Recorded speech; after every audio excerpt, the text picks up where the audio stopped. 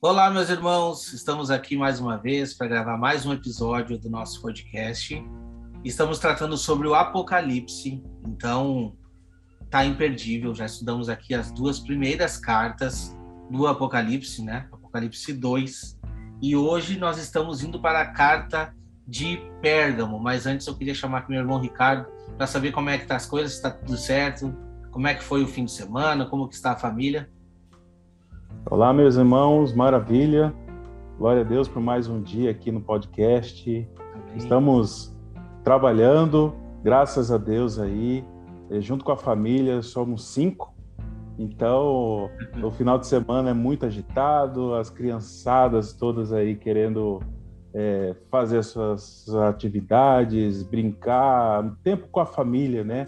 Que é um tempo precioso que Deus nos proporcionou para a edificação de cada um de nós aí. Louvado seja Deus. Amém, amém, irmão. Aqui também, eu estou com visita, né? Estou até num cenário improvisado, estou gravando do quarto, porque recebi visita aqui do Brasil. Para quem não sabe, eu moro nos Estados Unidos, e o irmão Ricardo em Campo Grande, e o irmão Wagner no Rio de Janeiro. O irmão Wagner não pôde participar conosco hoje, mas voltando a respeito aqui de como que tá as coisas aqui desse lado, eu recebi visitas do Brasil, irmão Ricardo. E Que legal. aqui, aproveitaram o fim de semana com a gente. Então, muda um pouco a rotina, mas é gostoso também. Não deixa de ser bom. Mas o nosso compromisso, nós estamos mantendo aqui e vamos tentar seguir, né?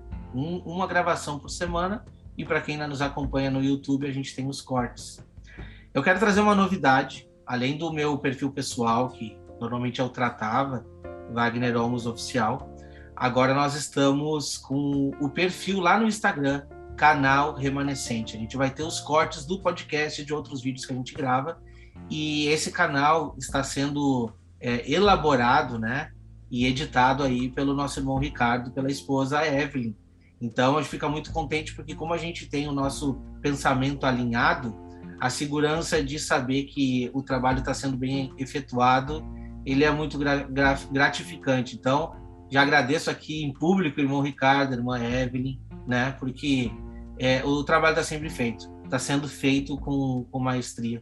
Então sigam Vozes de Trombeta, se você quiser saber lá no Instagram, um perfil que prega aí sobre profecias, @Vozes de Trombeta, do nosso irmão Wagner, do nosso irmão Ricardo Maciel, e também o perfil do canal aqui, @Canal Remanescente. Se você quiser aí acompanhar, a gente vai ter ali stories diários para compartilhar mensagens curtas e também cada vez que tiver alguma novidade aqui do canal Remanescente, nós vamos estar postando lá de antemão para você conhecer. E também se quiser estar entrando em contato conosco, você pode nos chamar no direct, que sempre a gente procura atender e conversar com as pessoas, tá bom? Dito isso, então, a gente vai entrar dentro do tema. Hoje o irmão Wagner não pôde o irmão Wagner não pôde participar conosco, mas a gente tem uma convidada. Vamos ver se ela já está na linha aqui. Eu acho que ela se pronunciou aqui, irmão. Então, iniciamos o vídeo aqui e, graças a Deus, a minha mãe conseguiu entrar, né? Para quem não conhece, é a irmã Vera. Hoje ela está substituindo o irmão Wagner aqui, que teve alguns contratempos, não pôde participar, mas eu estendi o convite pela manhã para a irmã Vera, que é minha mãe, e ela está aqui com a gente para nós participarmos. A gente já fez a apresentação aqui, então vou dar a oportunidade para ti te apresentar para quem está nos acompanhando aí pelo YouTube. Tá bom? Boa noite para todos, né? É uma alegria estar aqui novamente, né? Que a gente fez aquele podcast lá do filme, né? Isso. E eu quero dizer que eu fui adventista durante 50 anos da minha vida, né? E hoje eu sou de Jesus. Amém. E a gente, né, tá estudando aí para poder entender mais o que o Espírito quer falar para a gente, né? E sei que Deus vai nos capacitar aí nessa jornada que a gente está fazendo aí. Muito bom aí participar. Não que a minha mãe não era de Jesus antes, calma, vamos explicar aqui. Ela era adventista e era de Jesus. Só que assim, infelizmente, a teologia de muitas denominações, elas travam algum entendimento de profecias. Então, a gente fica ali sujeito às doutrinas e, por mais que a gente estude, a gente não consegue ter um entendimento pleno. E algumas coisas ficam bloqueadas, inclusive esse próprio assunto que a gente está estudando agora, porque pegavam todas as igrejas aí do Apocalipse 2 e jogavam para tempos históricos e diziam que o nosso tempo de hoje era a igreja de... Qual é a última igreja? Laodiceia. E pronto, nós somos tudo Laodiceia e a gente tem que se acostumar a ser morno. Lembra disso, né, mãe? Temos que nos acostumar a ser morno. Como assim? Não. Entende? Então, essa é a nossa ideia aqui, de tratarmos igreja por igreja e vermos que, em algum ponto, a gente vai se enquadrar dentro delas. E as advertências que estão sendo ditas lá são para nós nos dias de hoje. Então, nós temos que estar focado nesse ponto. Tendo dito isso, então, vamos iniciar o estudo. Eu vou convidar minha mãe para fazer uma oração para a gente iniciar o estudo. Sim. Amém. Querido bom Deus, nós louvamos o teu nome por mais esse dia que o Senhor nos concedeu com vida, com saúde e de ter alegria, Pai, de poder estar conectado contigo, estudando a tua palavra e aprendendo o que o Senhor quer dizer para as igrejas, qual somos nós. Vamos agora, Senhor, analisar mais uma das orientações que o Senhor tem dado a nós. Então, que o Senhor possa nos iluminar, nos ajudar, que a gente consiga, Pai, chegar ao entendimento que o Senhor deseja para nós. Isso em nome de Jesus. Amém. Amém. Amém. Então tá bom. Irmão Ricardo, o irmão pode ler para a gente a partir do versículo 12? Nós vamos pegar versículo por versículo, então vamos ler o 12 primeiramente. Amém. Eu vou ler da minha versão aqui, tá? Da minha Bíblia. Então diz assim: E ao anjo da igreja que está em Pérgamo, escreve: Isto diz aquele que tem a espada aguda de 2 fios. A espada aguda de 2 gumes. Mãe, o que tu traz para nós sobre essa espada de 2 gumes? Então, né? A espada, é interessante que tem uma das questões aqui que Deus coloca, que a espada, se o povo não for um povo correto, fiel, ele vai lançar a espada com a sua boca, né? Então, a espada nós entendemos ser a palavra do Senhor, a palavra, né? Então, ela corta pelos 2 lados aí, como diz, né? E a espada é uma arma de luta, uma arma de guerra, que é uma guerra espiritual, qual nós estamos passando, qual a igreja do Senhor sempre passou desde os primórdios lá, né? É uma guerra espiritual. E essa espada sempre foi lançada, sempre foi colocada para poder, né, vencer, vencendo para vencer. Amém. Bom, Ricardo. É interessante, a irmã Vera mencionou, né, essa questão da palavra de Deus. Quero ler aqui a passagem de Hebreus 4, verso 12. Está escrito assim. Eu vou ler a partir do verso 11. Procuremos, pois, entrar naquele repouso para que ninguém caia no mesmo exemplo de desobediência. Verso 12. Porque a palavra de Deus é viva e eficaz, e mais penetrante do que qualquer espada de 2 gumes, e penetra até a divisão da alma e do espírito, e das juntas e medulas, e é apta para discernir os pensamentos e intenções do coração. Verso 13 diz assim: E não há criatura alguma encoberta diante dele, antes todas as coisas estão nuas e patentes aos olhos daquele com quem temos de tratar. Amém. Uma palavra bem forte, né? Bem forte. Irmão, eu tinha trazido exatamente esse texto, então a gente, sem querer, a gente chegou no mesmo texto. Mas o interessante desse texto que o irmão trouxe, se a gente vê, quando está falando desse descanso, a gente vê a história que ele está trazendo a partir do versículo 7, né? Assim, pois, como diz o Espírito Santo, hoje, se ouvirdes a sua voz, não endureçais o vosso coração, como foi na provocação no dia da tentação do deserto. Então, assim, a palavra ela traz a verdade. E a verdade nos conduz a esse descanso. O nosso foco, a nossa meta é chegar nesse repouso. Entende? Então, assim, o povo peregrinou pelo deserto aquele tempo inteiro e pela sua desobediência que eles não entraram nesse repouso.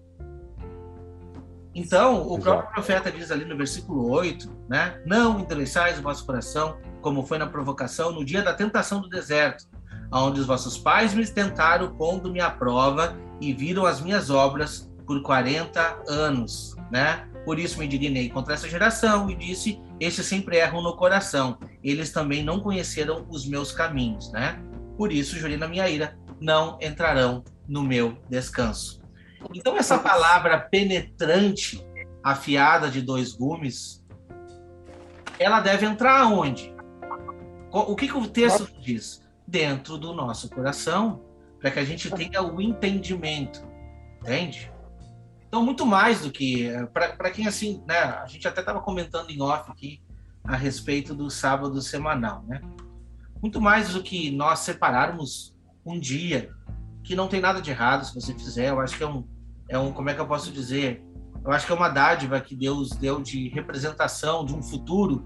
Seria muito agradável se todos conseguissem, mas muito mais do que isso, é nós andarmos todos os dias no fio dessa espada.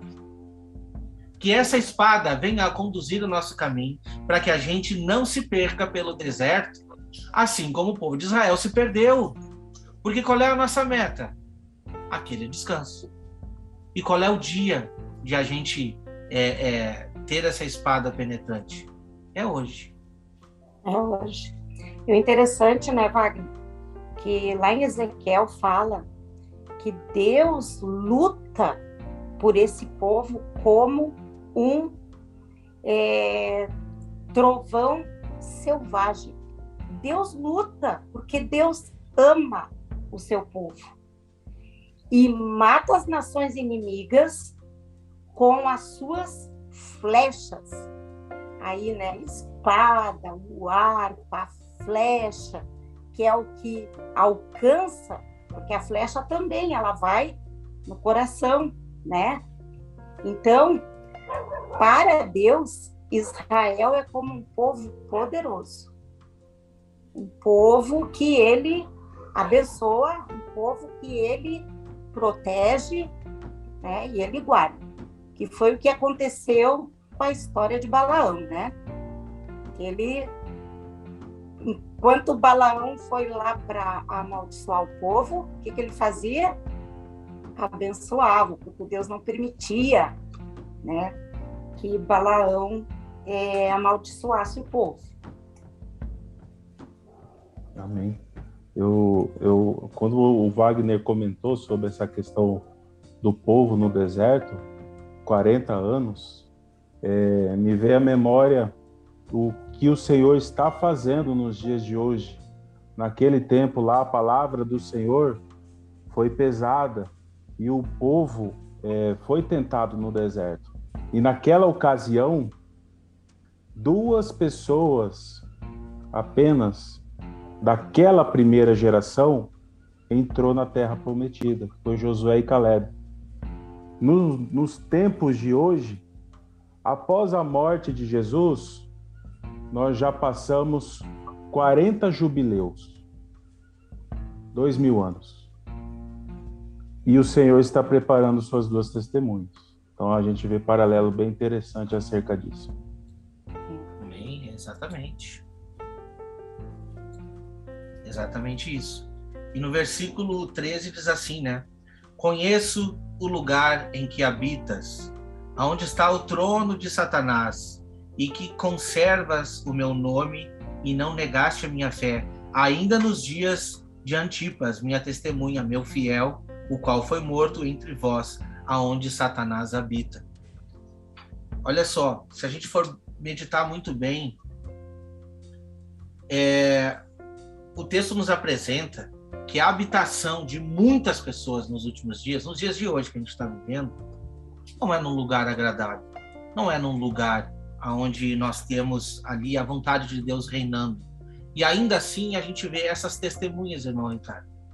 Essas testemunhas em lugares áridos, em lugares que não estão de acordo com a vontade de Deus, e são pessoas que estão testemunhando a vontade de Deus nesses lugares, entende? Verdade. Esse verso 13 de capítulo 2 é muito profundo. Ele aponta para um contexto histórico que traz ensinamento para cada um de nós. Por exemplo, quando ele menciona aqui o trono de Satanás, o que significa isso? O que é que o Senhor quer nos ensinar com isso? A igreja de Pérgamo, a cidade de Pérgamo, ele localizava mais no alto. E Pérgamo foi muito povoado, foi muito buscado pelos impérios, né? A conquista dessa cidade era muito importante. E quando no terceiro século antes de Cristo, ele foi dominado pelo Império Seleucida. E o Império Seleucida, quando nós estudamos, a gente percebe que de lá foi que surgiu o Antíoco Epifânio, que foi a figura do anticristo. Então a gente começa a fazer certas conexões aí a respeito disso. E em Pérgamo, no século II a.C., surgiu aí diversas construções. E uma delas aí que surgiu foi o altar de Pérgamo. Se você pegar aí e consultar no Google, altar de Pérgamo, esse altar que foi dedicado a Zeus, ele tem uma aparência de trono. E esse altar de Pérgamo realizavam vários sacrifícios, inclusive sacrifícios humanos.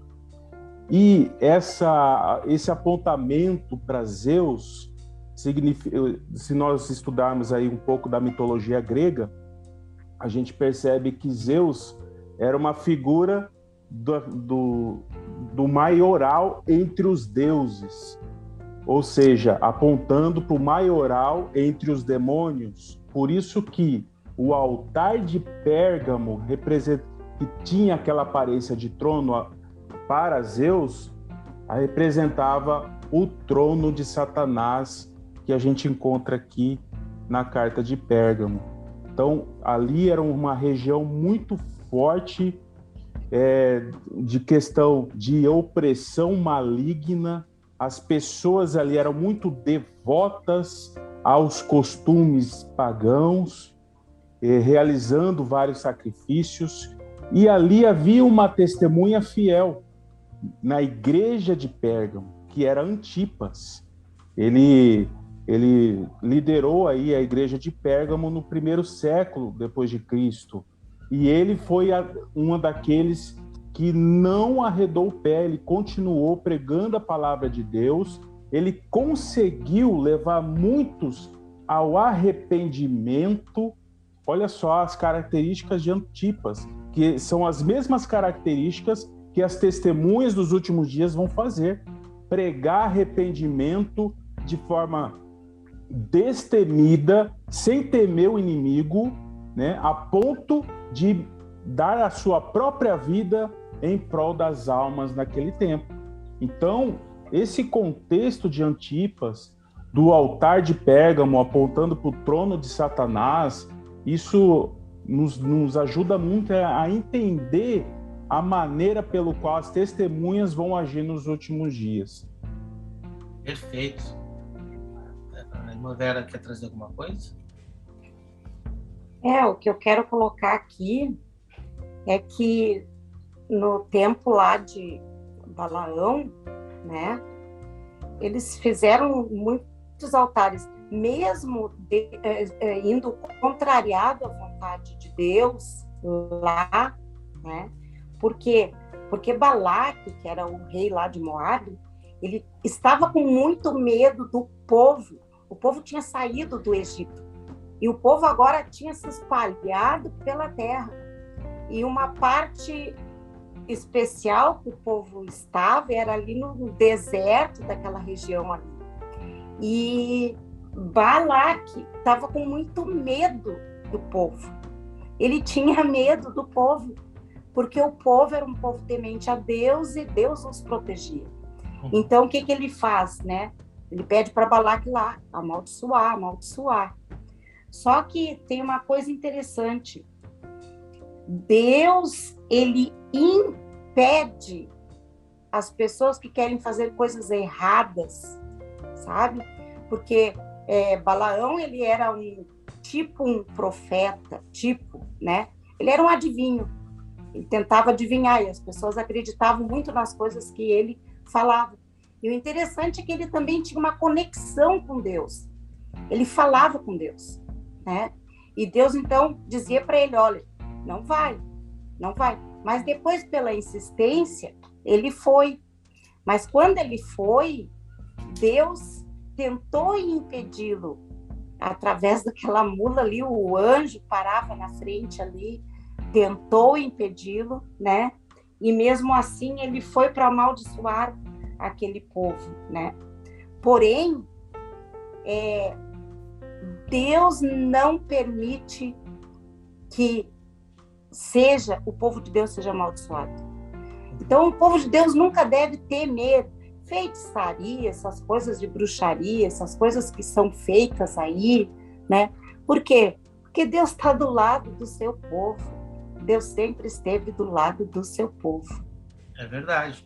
E amanhã já entrou no versículo 14, né? Que diz, tenho todavia contra ti algumas coisas, pois que tens aí alguns que sustentam a doutrina de Balaão, o qual ensinava Balaque a armar as ciladas diante dos filhos de Israel, armar cilada diante dos filhos de Israel, para comerem coisas sacrificadas a ídolos, exatamente o que foi, né, trazido, e praticarem a prostituição. Eu trouxe aqui um versículo, tá lá em 1 Timóteo 4:1. Vamos ver se eu consigo achar rápido aqui, porque eu anotei, mas eu não... Deixa eu ver aqui. 1 Timóteo 4:1. Aqui, já achei. Olha só que interessante a respeito disso. Fala da apostasia nos últimos dias.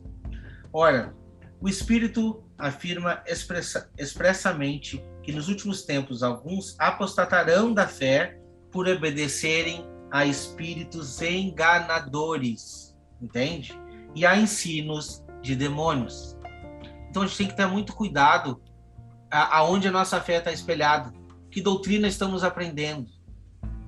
Para você que está aí dentro de uma denominação hoje e acha, não, o meu pastor aqui, ele me deu os estudos, eu aprendi tudo aqui, essa igreja é a igreja verdadeira.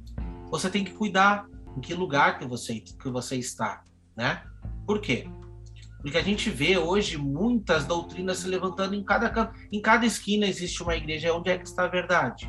A verdade está na palavra de Deus, simplesmente na palavra, na Bíblia. Então, não tenha vergonha de pesquisar. E tenha cuidado. Pesquise sobre o lugar que você frequenta. Pesquise, veja, acompanhe a história. Acompanhe a história da sua igreja, como que ela levantou. Se ela está baseada e fundamentada na palavra somente. Porque isso é importante. Depende da tua salvação, depende da salvação do teu irmão. Aonde que você está encaminhando. É muito importante estarmos conectados com o corpo de Cristo. E estar frequentando um lugar é importante demais. Mas antes de tudo é ser fiel à palavra. Não adianta nós estarmos conectados, juntos, frequentando um lugar como se fosse um clube. Não. Tudo precisa ser revisado em todo momento, porque a palavra de Deus ela é uma, única e verdadeira. Ela é essa grande espada de 2 gumes. E nada pode passar ao fio da espada sem ser provado pela palavra. A espada ela deve de provar o coração do homem, entende? Então, essa é uma colocação que a gente tem que internalizar dentro da gente e termos cuidado, tá? Versículo 2: pela hipocrisia dos que falam mentiras e que têm cauterizada a própria consciência, que proíbem o casamento e exigem a abstinência de alimentos que Deus criou para serem recebidos com ações de graças pelos fiéis e por quantos conhecem plenamente a verdade. Pois tudo que Deus criou é bom e recebido com ações de graças nada é recusável, porque pela palavra de Deus e pela oração é santificado. Então é mais ou menos o que a gente falou. Tudo deve passar pela palavra. A palavra de Deus, a Bíblia, ela nos esclarece o ponto verdadeiro, o caminho a seguir. Amém. E tem uma passagem interessante que me fez lembrar, que está em Judas, aqui no verso 11, a respeito dessas práticas pecaminosas e dos apóstatas, né? Diz assim: ai deles, verso 11, porque entraram pelo caminho de Caim e foram levados pelo engano do prêmio de Balaão e pereceram na contradição de Corá. Estes são manchas em vossas festas de caridade, banqueteando-se convosco e apacentando-se a si mesmos sem temor. São nuvens sem água, levadas pelos ventos de uma para outra parte. São como árvores murchas, infrutíferas, 2 vezes mortas, desarraigadas, ondas impetuosas do mar que escumam as suas mesmas abominações, estrelas errantes, para os quais está eternamente reservada a negrura das trevas. Palavras pesadas a respeito dos apóstatas, né? E daqueles que praticam a iniquidade. Então, essa doutrina de Balaão, uma doutrina que aponta para os apóstatas, a apostasia que vai aumentar aí cada vez mais nos últimos dias. Também entendendo, né, que quando ele fala assim dessa comida, desse alimento sacrificado a ídolos que eles comiam, né? Hoje a gente entende que esse alimento é a palavra. O alimento que traz vida é a palavra. Mas se eu distorcer essa palavra, se eu colocar, tirar um texto fora de contexto, né, eu posso estar fazendo aquilo que Balaão fazia, dando alimentos sacrificados a ídolos, né? Tem pessoas que usam a palavra com uma verdade, mas trazendo dentro dela um engodo, um engano, né? Para nós entendermos o que é. Bom, hoje a gente não come alimento sacrificado a ídolos, mas é entender o que significa esse alimento sacrificado a ídolos. O que nós estamos nos alimentando, né? A gente nos alimenta espiritualmente através do que a gente lê, do que a gente escuta, do que a gente vê, né? É esse tipo de alimento. Então, o que a gente está buscando? Eu vou me alimentar da palavra aonde? Qual local? Com quem? Direto de Deus? Ou eu vou através de pessoas buscar aquilo que de repente possa me desviar do caminho de Deus, desviar da palavra, do contexto que Deus quer colocar para mim? É verdade, exatamente isso. E no versículo 15, ele traz uma coisa interessante, porque outros sim também tu tens os que da mesma forma sustentam a doutrina dos nicolaítas. E aí, quando eu fui buscar no buscador nicolaítas, eu não encontrei nada na Bíblia. E aí eu fui para o Google, de vez em quando é bom te dar um Google, né? Para procurar, para saber, né? E aqui no próprio Google diz assim, ó: os nicolaítas eram seguidores de uma heresia que se tinha infiltrado na igreja primitiva. No livro de Apocalipse, Jesus condenou a prática dos nicolaítas e avisou o seu povo a não seguir nos seus erros. Irmão Ricardo, encontrou alguma coisa sobre os nicolaítas aí? Eu encontrei um pouco, a gente lendo um pouco sobre a patrística, eu encontrei algumas menções aqui, vou citar de Irineu de Leão. Uhum. Irineu de Leão foi discípulo de Policarpo, que foi ensinado e discipulado por João.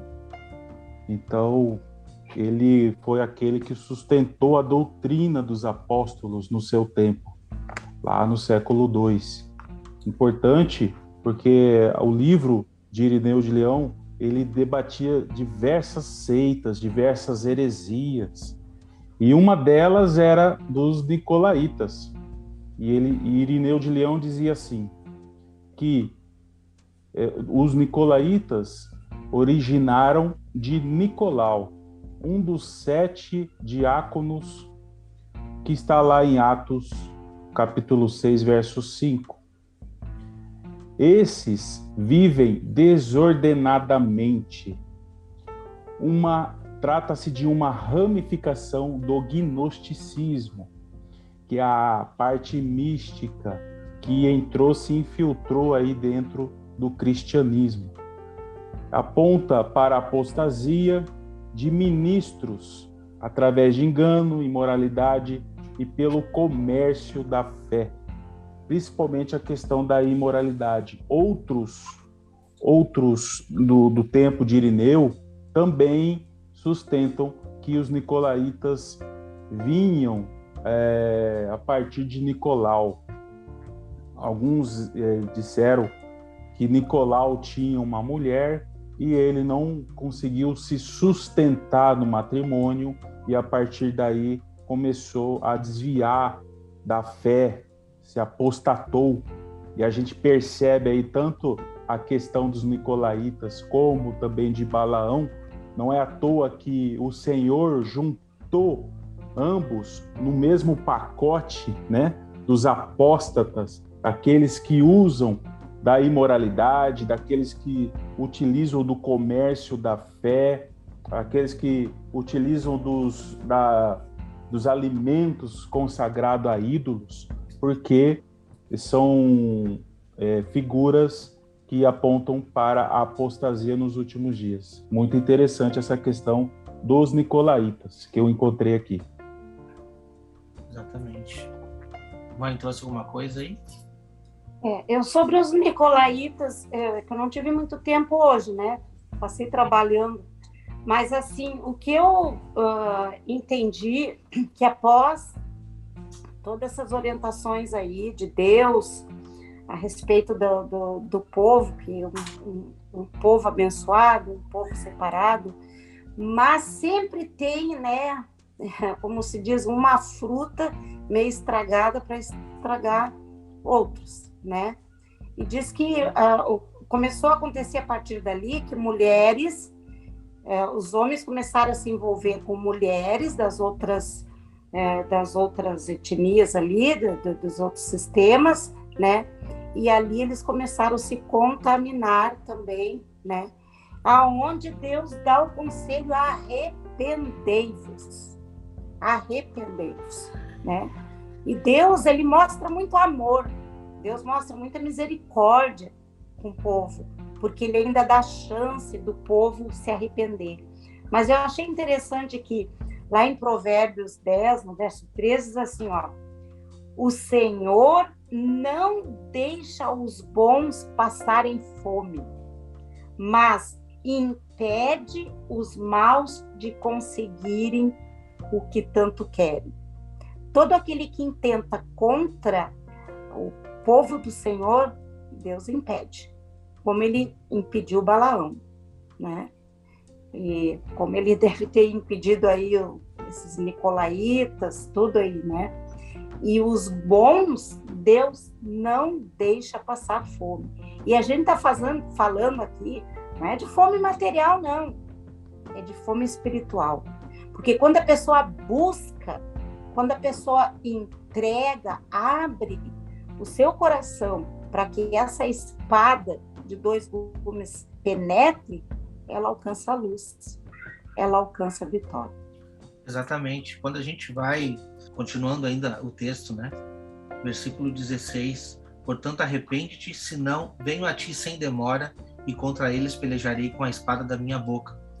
Se a gente vai prestar muita atenção em toda essa carta aqui, tem condições de ainda extrair coisa boa de uma igreja que é chamada, que é o trono de Satanás. E aí tem muita gente que diz assim, não, Deus, ele não é bom, Deus não é um Deus de justiça, um Deus de amor, Deus não perdoa. Não, olha só, uma igreja que é chamada trono de Satanás. E quando a gente vai para Apocalipse 17, a gente vê lá a queda da grande Babilônia, né? E que ainda se ouve a voz do noivo lá. A voz do noivo se ouve dentro daquele lugar, todo errado, todo pervertido. E eu consegui sublinhar aqui, né, no capítulo 18. Eu vou trazer para a gente assim, do versículo 1 ao 5. Olha que interessante. Depois dessas coisas, vi descer do céu outro anjo que tinha grande autoridade, e a terra se iluminou com a sua glória.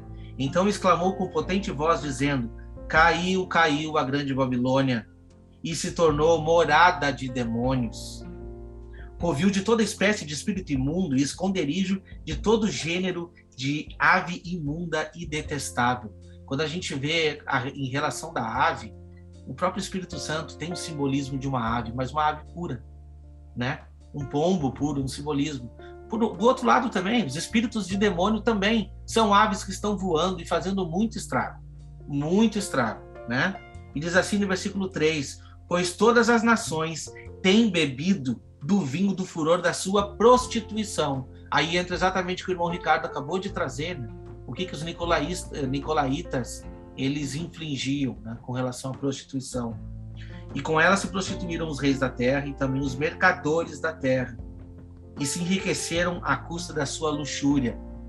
Olha quando a gente vai no versículo 17, a gente vê essas mercadorias, né, que estão sendo negociadas ali, dentro desta Babilônia, dessa grande meretriz. Mas o versículo 4 é interessante. Ouvi outra voz do céu dizendo: retirai-vos dela, povo meu. Esse daqui é o sinal, tá? Retirai-vos dela, povo meu, para não serdes cúmplices em seus pecados e para não participares dos seus flagelos. Versículo 5, porque os seus pecados se acumularam até ao céu, e Deus se lembrou dos atos iníquos que ela praticou. Olha só, quando diz assim, Deus se lembrou, isso já vinha ocorrendo há muito tempo. Por misericórdia é que é mantido esse sistema caiado religioso, onde doutrinas de demônios estão sendo implantadas. Isso daí é por pura, né, paciência da parte de Deus para com as pessoas, aqueles que ainda precisam ser selados, que ainda precisam receber o selamento. E eu separei aqui também no versículo 19, capítulo 19, 15, rapidinho. Diz assim, né? E saía da sua boca uma espada afiada. De novo, volta a espada, porque o versículo nos traz. Para com ela ferir as nações, e ele mesmo as regerá com cetro de ferro, e pessoalmente pisa o lagar do vinho do furor da ira do Todo-Poderoso. No momento em que essa grande Babilônia for exposta, e esse momento está chegando, a exposição está acontecendo, né? Cabe a mim, cabe a você, cabe a todos se apegarem à palavra, enxergarem, mostrarem para mais pessoas, para expor. Não é errado expor o que não está correto. Errado é continuar praticando essas obras. Errado é ouvir que está errado e continuar lá dentro como se diz, não tem problema, é um clube. Não. Porque, querendo ou não, a Babilônia está caindo. Eu já nem digo mais Babilônia vai cair. A Babilônia está caindo. Está caindo e o tombo vai ser muito grande. Não vai demorar muito. O tombo vai ser grande. Meu irmão Ricardo. Amém. Essa questão da apostasia, que aponta para a igreja infiel, ela é enfatizada no livro de Apocalipse. E as 7 igrejas é uma lição muito importante para entender o quanto que essa apostasia ela vai crescendo. Tanto é que na carta de Éfeso, o Senhor menciona os nicolaítas, mas em Éfeso, os fiéis daquela igreja odiavam os nicolaítas. Ao contrário de Pérgamo, no qual eles acolhiam os nicolaítas. Então, nós percebemos que há uma crescente da apostasia no momento em que nós começamos a ler as 7 cartas para as 7 igrejas. Em Éfeso, a gente encontra diversas características importantes, valiosas, e aí ela deixa o seu primeiro amor. Quando Jesus declara lá em Mateus 24, por aumentar a iniquidade, o amor de muitos esfriará. E essa é a porta para entrar a apostasia no coração de muitos fiéis. Por isso que a primeira carta é para Éfeso, porque precisamos manter a chama do primeiro amor, para que a apostasia não entre pela falta desse primeiro amor. E aí, a carta de Pérgamo é também um aviso de que a apostasia, por falta do primeiro amor, ela começa a entrar através destes costumes, dessas práticas doutrinárias que envolvem engano e imoralidade e o comércio da fé. Muito importante a gente entender o avanço, as mensagens que estão contidas aí a respeito do avanço da apostasia nas 7 cartas. Amém. Amém. E a promessa, ela vem, né? A promessa que todas as cartas trazem, ela vem. Quem tem ouvidos, ouça o que o Espírito diz às igrejas. Ao vencedor, dar-lhe-ei do maná escondido, bem como lhe darei uma pedrinha branca, e sobre essa pedrinha escrito um nome novo, o qual ninguém conhece, exceto aquele que o recebe. Que promessa, né, mãe? Linda promessa. O que eu queria dizer é que assim, o mundo jaz no maligno. Isso é bíblico. E a gente praticamente vê que Satanás, ele faz do mundo o seu trono, né? Ele aparenta estar assentado e regendo e querendo vencer, querendo reger, né? Mas nós sabemos que Deus, ele vem vencendo para vencer, né? E aqui nos fala que Balaão, ele ensinou Balaque a levar o povo a pecar. Ele ensinou todas as doutrinas, os cantinhos, né? De como o povo deveria pecar. Ele ensinou. E Balaque, né? Com essa questão toda, ele se influenciou bastante com as questões de Balaão. Porém, né? Isso aí para cometer adultérios, imoralidades, essas coisas todas, que é onde a gente diz, né, o trono de Satanás. Mas a gente vê que Deus pega o povo, tira do Egito e põe no deserto. Hoje a gente se questiona, né? Me perguntaram hoje lá na loja de que igreja você é. Me perguntaram na loja. E eu disse, eu sou de Jesus. Eu disse, eu sou a igreja. Eu sou a igreja. Onde tiverem 2 ou 3 reunidos em meu nome, ali estarei, né? E a pessoa ficou, verdade, o que tu está falando é verdade. Porque cada igreja quer dizer que é a verdade. Ela tem a verdade, ela é a verdadeira, né? E Deus hoje nos coloca no deserto para que a gente possa aprender a sós com Deus. E o importante, interessante que eu achei disso tudo, né, é que Deus, com a sua espada, né, afiada, ele vai lapidando o povo, ele vai lapidando as pessoas, para poder entender a mensagem, sair do Egito, que é esse sistema babilônico todo aí, né, a Babilônia, sair do Egito e vir para o deserto, aprender a sós com Deus. Entra no teu quarto, fecha a tua porta, em secreto ali ora teu Deus, busca na palavra, busca no que Deus dá. E aí, né, eu peguei esse verso que tu falou aí, né, Wagner, quando ele diz arrependa-te, né, que eu estou passando a espada, mas ele diz assim: aos que conseguirem a vitória, darei do maná escondido. E o maná escondido a gente sabe o que é, né? A gente sabe que é aquele maná doce que Deus está nos dando para nos alimentar, para nos saciar, né?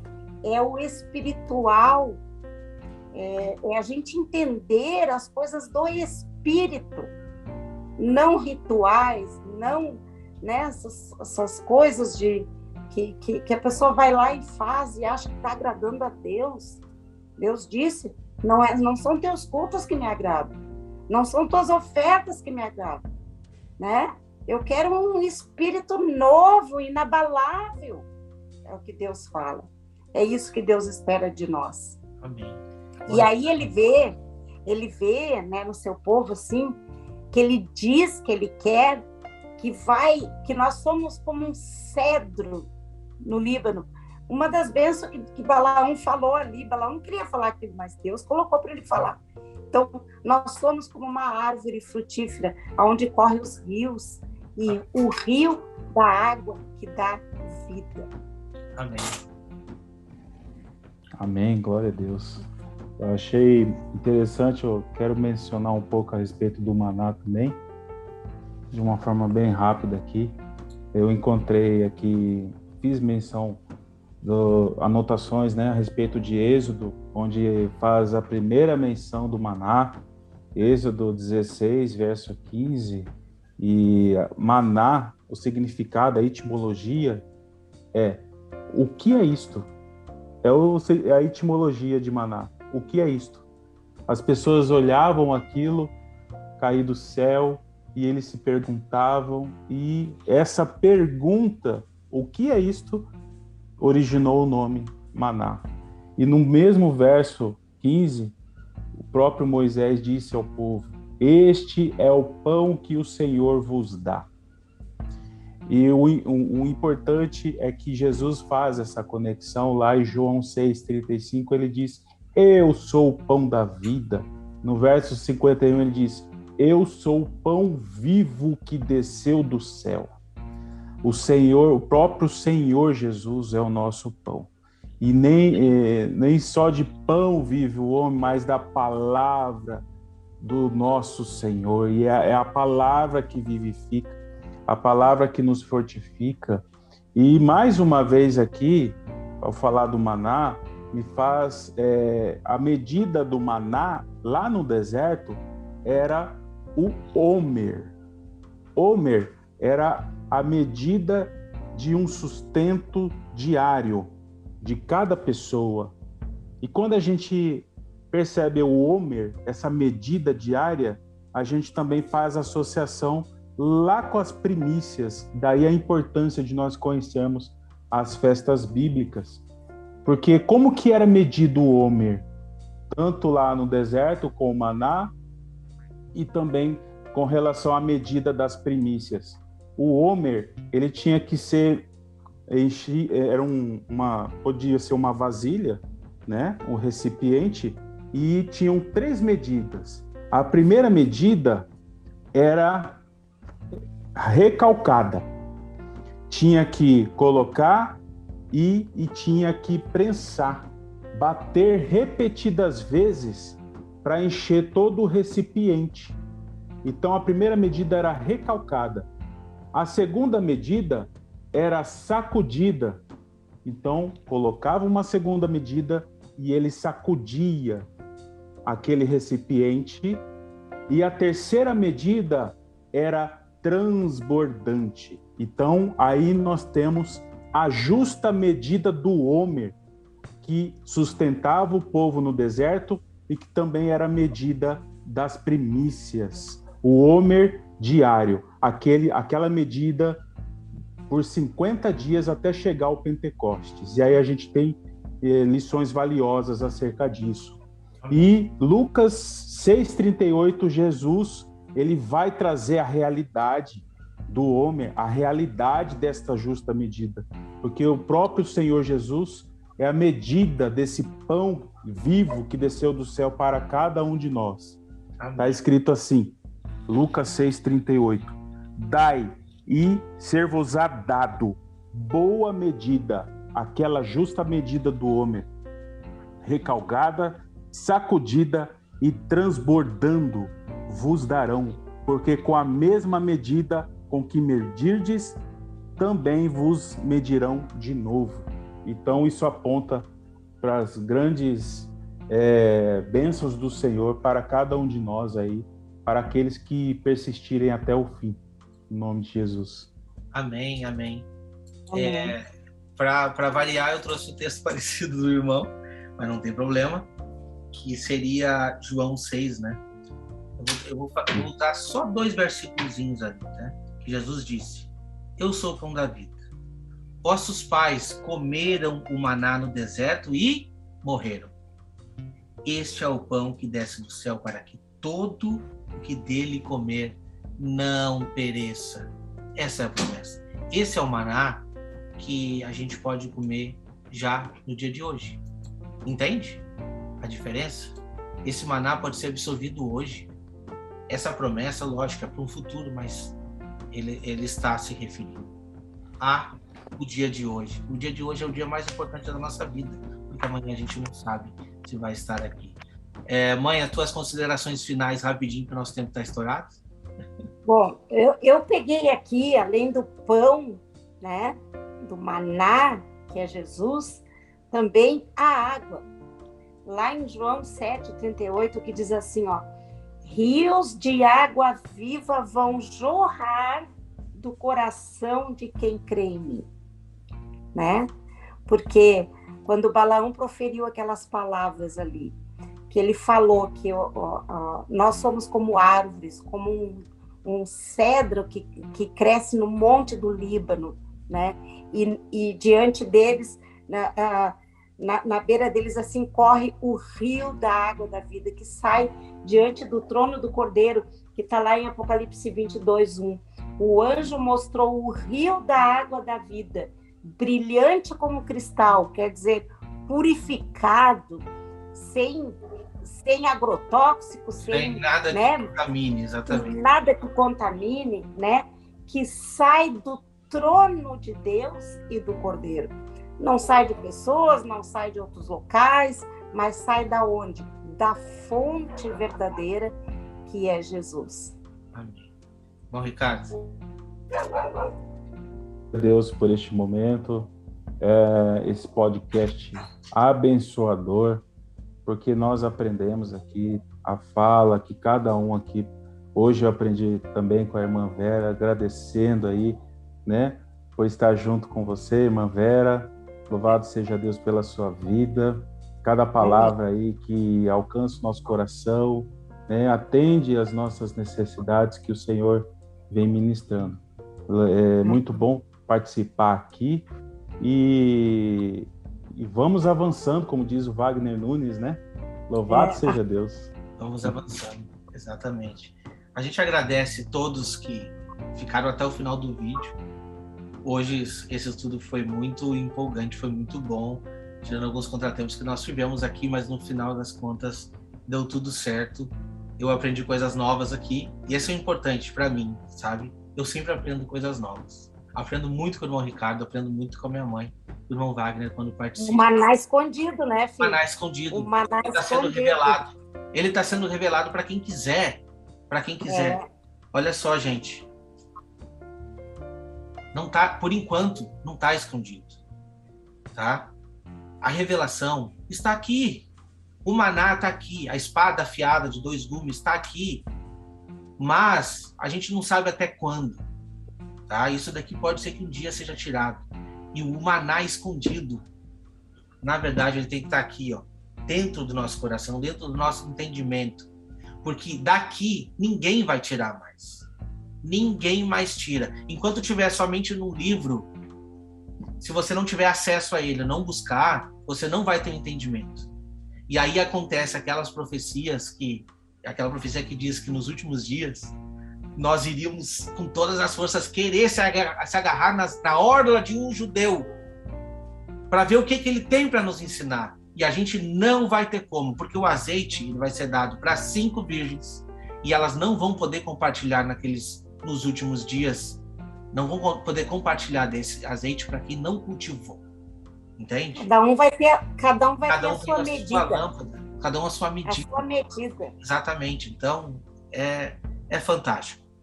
Agradecemos mais uma vez a todos. Agradeço aqui a irmã Vera, o irmão Ricardo, pela presença. E voltaremos na próxima quinta-feira. Estaremos aqui de novo com mais um podcast. E estaremos tratando qual carta mesmo, irmão Ricardo? Olha aí, Tiatira. A haste central da menorá, muito importante. A haste central. Não perca, compartilhe esse vídeo com aqueles que precisam ouvir mais da palavra de Deus, tá bom? Compartilhe esse vídeo, se inscreva no canal. Que Deus abençoe a todos e até o próximo vídeo. Tchau, tchau.